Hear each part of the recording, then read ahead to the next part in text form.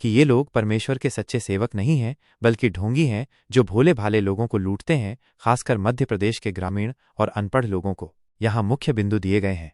नकली पास्टर सेवक। वक्ता का दावा है कि ये लोग खुद को पास्टर या सेवक बना लेते हैं, लेकिन वे परमेश्वर द्वारा चुने हुए नहीं हैं। मासूम लोगों को धोखा। ये लोग मासूम लोगों को गलत जानकारी देते हैं और बाइबल का गलत अर्थ बताकर उन्हें लूटते हैं। मध्य प्रदेश में समस्या। विशेष रूप से मध्य प्रदेश में ये समस्या बहुत व्यापक बताई गई है, जहां ग्रामीण और अनपढ़ लोग ऐसे भक्तों द्वारा लूटे जा रहे हैं। पैसे और लालच है, जो परमेश्वर के नाम पर भक्ति का दिखावा करते हैं, लेकिन उनका असली मकसद पैसा लूटना है। परमेश्वर के भय का दुरुपयोग। वे लोगों को परमेश्वर का भय दिखाकर उन्हें लूटते हैं। वक्ता इस वीडियो के माध्यम से इन कथित ढोंगी पास्टरों और सेवकों का पर्दाफाश करना चाहता है और लोगों को असली भक्ति और परमेश्वर के सच्चे दास होने का मतलब समझाना चाहता है, ताकि वे ऐसे धोखेबाजों से बच सकें। तीमुथियुस के नाम पौलुस प्रेरित की पहली पत्री 6वां अध्याय। जितने दास जुए के नीचे हैं, वे अपने अपने स्वामी को बड़े आदर के योग्य जाने, ताकि परमेश्वर के नाम और उपदेश की निंदा न हो। और जिनके स्वामी विश्वासी हैं, इन्हें वे भाई होने के कारण तुच्छ न जाने, वरन उनकी और भी सेवा करें, क्योंकि इससे लाभ उठाने वाले विश्वासी और प्रेमी हैं। इन बातों का उपदेश किया कर और समझाता रहे। यदि कोई और ही प्रकार का उपदेश देता है और खरी बातों को अर्थात हमारे प्रभु यीशु मसीह की बातों को और उस उपदेश को नहीं मानता जो भक्ति के अनुसार है, तो वह अभिमानी हो गया और कुछ नहीं जानता, वरन उसे विवाद और शब्दों पर तर्क करने का रोग है, जिनसे डाह और झगड़े और निंदा की बातें और बुरे बुरे संदेह और उन मनुष्यों में व्यर्थ रगड़े झगड़े उत्पन्न होते हैं, जिनकी बुद्धि बिगड़ गई है और वे सत्य से विहीन हो गए हैं, जो समझते हैं कि भक्ति कमाई का द्वार है। पर संतोष सहित भक्ति बड़ी कमाई है, क्योंकि न हम जगत में कुछ लाए हैं और न कुछ ले जा सकते हैं। और यदि हमारे पास खाने और पहनने को हो, तो इन्हीं पर संतोष करना चाहिए। पर जो धनी होना चाहते हैं, वे ऐसी परीक्षा और फंदे और बहुतेरे व्यर्थ और हानिकारक लालसाओं में फंसते हैं, जो मनुष्यों को बिगाड़ देती हैं और विनाश के समुद्र में डुबा देती हैं।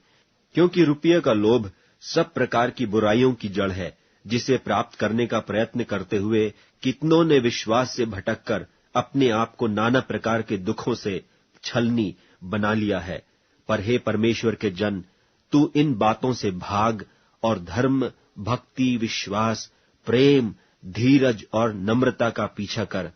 विश्वास की अच्छी कुश्ती लड़ और उस अनंत जीवन को धर ले, जिसके लिए तू बुलाया गया और बहुत गवाहों के सामने अच्छा अंगीकार किया था।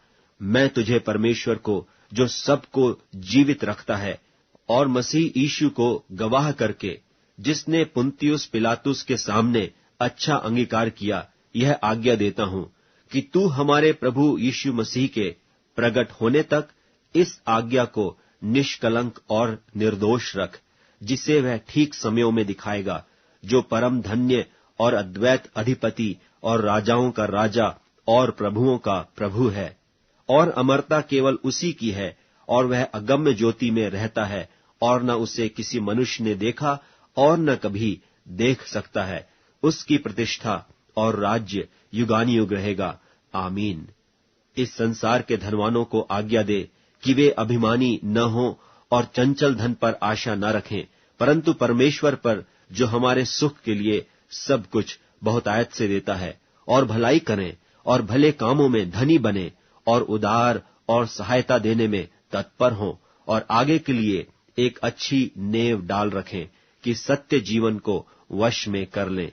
हे तीमुथियुस, इस थाती की रखवाली कर, और जिस ज्ञान को ज्ञान कहना ही भूल है, उसके अशुद्ध बकवाद और विरोध की बातों से परे रहे।